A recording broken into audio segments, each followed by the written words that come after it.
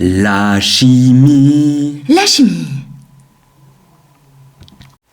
Bonjour et bienvenue dans cette vidéo des petits débrouillards dans le cadre du festival I Love Science. Aujourd'hui, nous allons parler de la chimie. Alors, la chimie, qu'est-ce que c'est? La chimie, c'est l'étude des molécules, de leurs propriétés et de leur transformation. Les molécules, elles-mêmes composées d'atomes, constituent l'intégralité des choses qui nous entourent, de la matière qui nous entoure. Tout ce que nous pouvons goûter, sentir, toucher, voir est composé de molécules. Et ces molécules peuvent réagir entre elles dans ce qu'on appelle des réactions chimiques. Comme l'a dit Lavoisier, un chimiste très connu du XVIIIe siècle, rien ne se perd, rien ne se crée, tout se transforme. Cela veut dire que lorsque les molécules réagissent entre elles et se transforment, les atomes, eux, ne changent pas. Atomes? Molécules? Si la matière était un texte, alors les atomes seraient des lettres et les molécules seraient des mots. Un mot est composé de lettres qui sont liées entre elles. Une molécule est composée d'atomes liés entre eux. Avec les 26 lettres de l'alphabet, on peut écrire un grand nombre de mots, mais tous les mots n'existent pas. Avec la centaine d'atomes qui existent, les combinaisons pour former des molécules sont très grandes, mais toutes n'existent pas. Avec des mots, on peut ensuite construire un texte, comme les molécules vont construire la matière. Aujourd'hui, nous allons nous intéresser plus particulièrement aux acides et aux bases. D'un point de vue chimique, les acides et les bases sont des opposés. Donc, si nous les mettons en contact l'un avec l'autre, ils vont réagir entre eux pour former des molécules plus stables. Les acides et les bases peuvent être toutefois assez dangereux. L'acide sulfurique, par exemple, ou encore l'acide chlorhydrique, qui est présent dans notre estomac, sont capables de dissoudre les chairs. Alors, dans notre estomac, nous avons un mucus qui vient le protéger pour empêcher l'acide de dissoudre notre estomac lui-même. Donc, tout va bien là-dessus. Et les bases, comme la soude par exemple, peuvent aussi causer des brûlures chimiques très douloureuses. Il faut donc faire très attention. D'ailleurs, ces acides et ces bases sont souvent présents dans les produits ménagers que l'on utilise pour la maison. Il faut donc faire très attention, toujours utiliser des gants, et surtout ne jamais les mélanger, car des réactions chimiques très dangereuses pour la santé pourraient alors se produire. Mais pas d'inquiétude, aujourd'hui nous allons utiliser un acide et une base qui ne présentent pas de danger. Comme acide, nous allons utiliser du vinaigre blanc. Le vinaigre blanc, il est composé de 90 à 95% d'eau et de 10 à 5% d'acide acétique. Il ne présente donc aucun danger pour la peau. Il faut toutefois faire attention à ne pas s'en mettre dans les yeux, sinon ça risque de piquer très fort. Auquel cas, il suffit de rincer abondamment avec de l'eau. Et comme base, nous allons utiliser du bicarbonate de soude, qui lui ne présente aucun danger car il peut même être consommé. L'acide acétique. Voici un atome de carbone, un atome d'hydrogène et un atome d'oxygène. À eux trois, ils vont entrer dans la composition chimique de la molécule d'acide acétique. La voici. Et maintenant, sa formule chimique CH3COOH. Le bicarbonate de soude. Revoici notre atome de carbone, notre atome d'oxygène et notre atome d'hydrogène, et aussi un atome de sodium. À eux quatre, ils vont entrer dans la composition chimique de la molécule de bicarbonate de soude. La voici. Et voici maintenant sa formule chimique NaHCO3. Le Matériel. matériel. Un porte-éprouvette et des éprouvettes, que tu peux remplacer par une bouteille si tu n'en as pas. Une cuillère, une pipette, un bouchon pour les éprouvettes ou la bouteille, un ballon.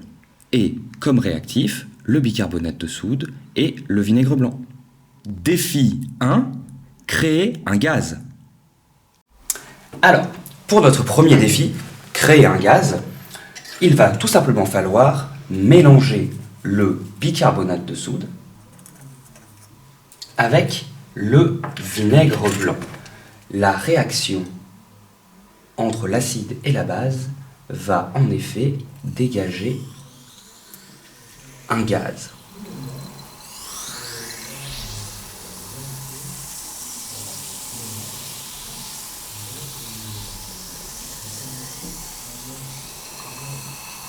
Voici notre molécule d'acide acétique et notre molécule de bicarbonate de sodium. Lorsqu'elles vont entrer en contact, il va se passer ce que l'on appelle une double substitution. l'hydrogène et le sodium vont s'inverser. À gauche, nous avons la molécule H2CO3, qui n'est pas stable et va immédiatement se décomposer en H2O, de l'eau, et CO2, notre gaz. À droite, la molécule d'acétate de sodium s'écrit CH3COONA. Ces trois molécules ne peuvent plus réagir ensemble, la réaction est complète. Défi 2, gonfler un ballon mais sans souffler dedans. Pour pouvoir prouver que nous créons bien un gaz, nous allons utiliser le ballon. En effet, pour gonfler un ballon, il faut souffler dedans. Et l'air qui sort de nos poumons est un gaz.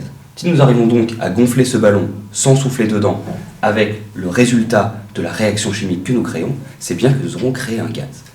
Pour cela, nous allons commencer par mettre quelques cuillères de bicarbonate de soude directement dans notre ballon. En effet, si on lance trop vite la réaction à l'intérieur de notre tube à essai, alors nous n'aurons pas la possibilité de récupérer tout le gaz formé avec notre ballon. On va donc mettre du bicarbonate dans notre ballon, puis du vinaigre dans notre éprouvette.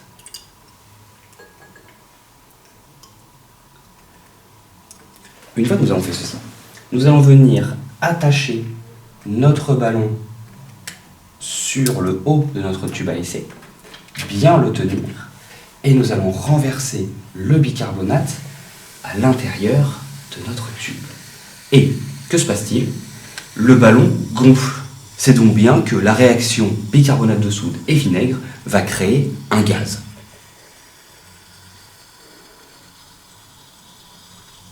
Défi 3, faire sauter un bouchon. Pour notre troisième défi, faire sauter un bouchon, nous allons utiliser la même réaction. Le bicarbonate de soude et le vinaigre. Pour celle-ci, le mieux est de mettre d'abord le vinaigre dans notre tube à essai, car comme vous pouvez le voir, je mets un certain temps à pouvoir vider ma pipette. Et donc, ceci posera un problème, car je n'aurai pas le temps de mettre mon bouchon assez vite au début de la réaction. Je vais ensuite récupérer une cuillère de bicarbonate de soude et garder mon bouchon dans l'autre main. Dès que je vais rajouter le bicarbonate de soude, il va falloir tout de suite venir mettre mon bouchon, le lâcher et m'écarter pour être sûr de ne pas me le prendre dans la figure. Et voilà, mon bouchon a sauté bien haut, il est même allé taper le plafond. Que se passe-t-il donc pour que ce bouchon saute? Eh bien, c'est très simple. Les molécules de gaz qui sont créées essayent de prendre le plus d'espace possible. Mais mon bouchon les en empêche. Il les oblige à rester dans un tout petit volume. Et cela fait qu'elles vont forcer de plus en plus pour essayer de sortir, jusqu'à avoir assez de force pour expulser le bouchon et le faire sauter. C'est la même chose qui se passe avec une bouteille de champagne, par exemple. Aujourd'hui, nous avons donc vu comment les molécules réagissent entre elles et se transforment en de nouvelles molécules. Ici, nous l'avons vu avec l'acide acétique contenu dans le vinaigre blanc et le bicarbonate de soude.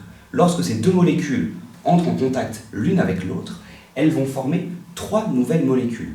De l'eau, H2O, qui va rester dans le liquide en bas, de l'acétate de sodium qui va rester lui aussi sous forme liquide, et du CO2, un gaz qui va venir gonfler notre ballon ou faire sauter notre bouchon. Nous avons donc mélangé le vinaigre blanc sous forme liquide avec le bicarbonate de soude sous forme solide, et nous avons créé un gaz, le CO2.